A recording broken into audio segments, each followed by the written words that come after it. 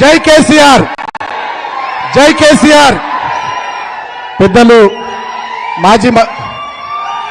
మాజీ మంత్రివర్యులు గౌరవనీయులు తన్నీర్ హరీష్ రావు గారు,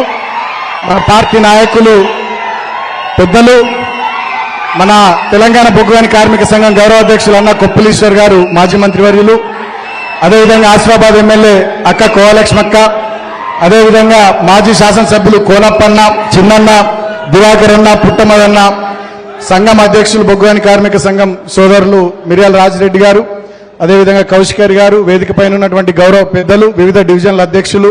స్థానిక మున్సిపల్ చైర్పర్సన్ సోదరిమణి సంధ్యా రాజా రమేష్ గారు, మిత్రులు ఖానాపూర్ నియోజకవర్గ ఇన్ఛార్జ్ జాన్సన్ గారు, సోదరులు నా తోటి ఉద్యమకారులు, నాకన్నా ముందు విద్యార్థి విభాగం రాష్ట్ర అధ్యక్షుడిగా ఉన్నటువంటి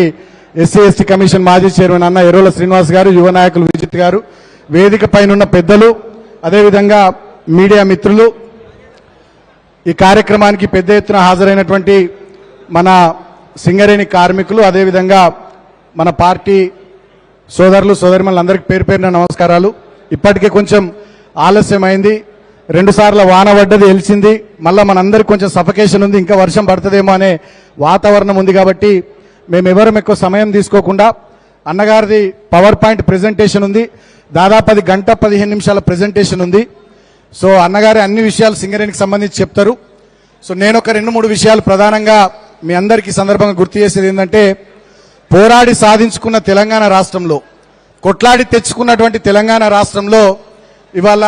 కాంగ్రెస్ ప్రభుత్వం వచ్చిన తర్వాత ఈ రంగం ఆ రంగం అని కాదు, ఏ రంగం చూసినా రేవంత్ రెడ్డి ఈ రంగమే కనబడుతుంది తప్ప ఇంకోటి ఏం కనబడతలేదు. ఈ రాష్ట్రంలో